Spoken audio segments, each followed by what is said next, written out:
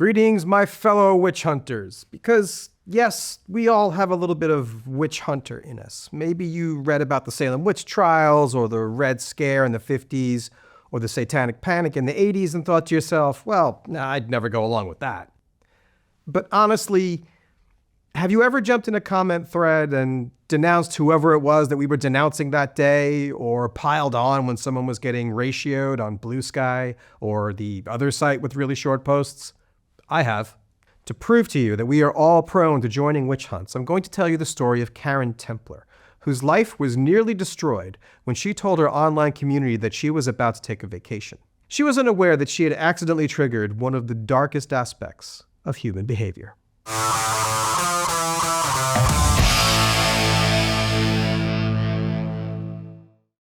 Journalist Will Storr tells Karen's story in his outstanding book, The Status Game.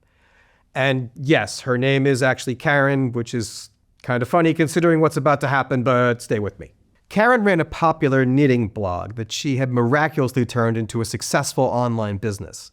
She worked hard to cultivate a dedicated, decent-sized, and remarkably friendly online community. And then one day, she announced in a blog post that she was finally taking her dream trip to India. She said that she'd had the opportunity to go to India as a teenager, but that her anxiety disorder made that as unlikely as, quote, being offered a seat on a flight to Mars. At first, her community was incredibly supportive, if not downright excited for her.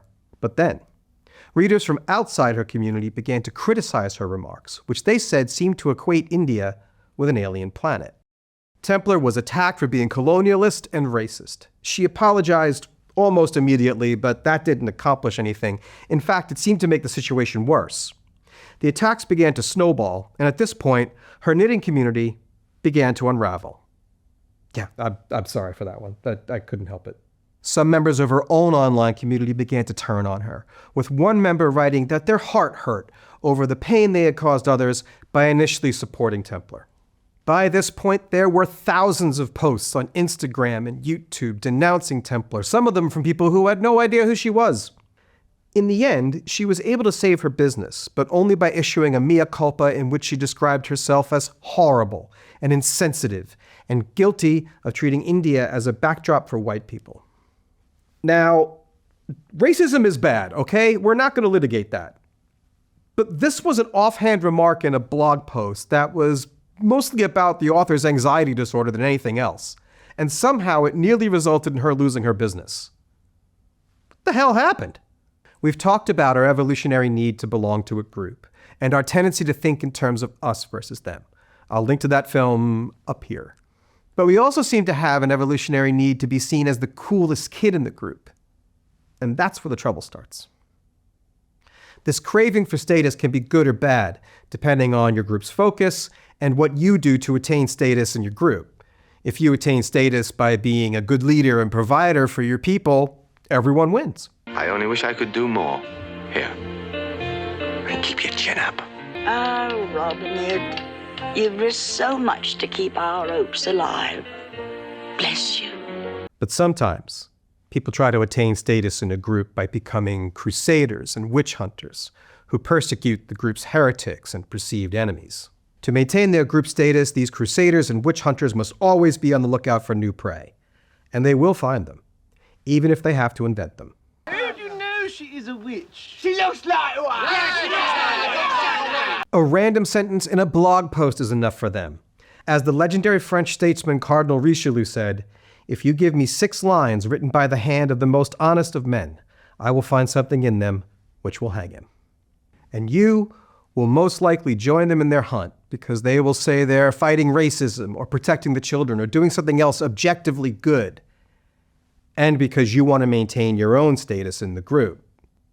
History is filled with examples of this kind of thing going horribly wrong. In fact, I can't think of a single time when it went remotely right. What does all this have to do with my favorite topics, disinformation and propaganda? Infiltrating groups and starting purity fights is a classic disinformation and trolling tactic that goes back to the early days of the labor movement, if not earlier. It's probably more broadly used today than ever before, thanks to the relative ease of infiltrating an online group as opposed to actually sending a double agent to a labor meeting. Sowing discord and causing infighting is a remarkably effective way of destroying group cohesion. And I made a video about that. As author and activist Kelly Hayes warns her readers, honest feedback and critique are important, but bad actors can weaponize your community's good intentions and political rigor against itself. We traced the call. It's coming from inside the house. Do you hear me? It's coming from inside the house. But the call isn't always coming from inside the house. Templa's first critics came from outside her community, but they were able to eventually sway members of Templa's community by relentlessly appealing to their better nature. After all, who wants to be seen as a racist? Complicating matters is the ever-expanding universe of podcasters and influencers and YouTubers who have made outrage their whole act and need to find something to be angry about on an almost daily basis. As novel targets become harder to find, their claims become more and more outrageous. Also, AI and bot armies can now be mobilized for online smear campaigns. Mercenary hacking organizations that will dig up dirt on your targets and spread it all over the internet, they're a real thing. And there are crisis PR agencies that will unleash the full fury of social media on anyone you don't like for a price. Look, yes, it's true. Sometimes people do bad things, and when they do, they absolutely deserve to be called out for it. A riot is an ugly thing. And I think that it is just about time that we had one! But please keep a few things in mind before you break out the pitchforks and torches. First and foremost, just straight up common sense. When has the mob ever been the good guy?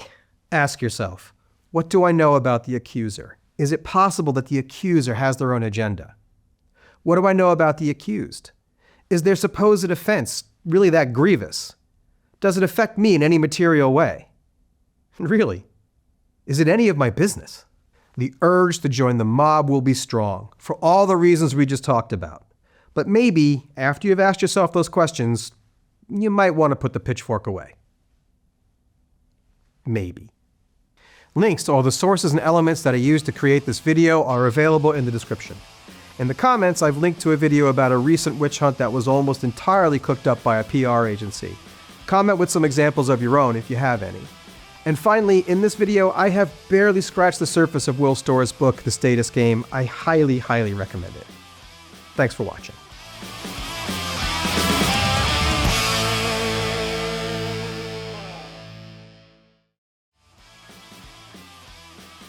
I forgot my gold chain. As you were speaking, I'm like, it's starting to look a little old man green spot. Let me just get the, let me fluff the chest hair. That's gonna be a good outfit.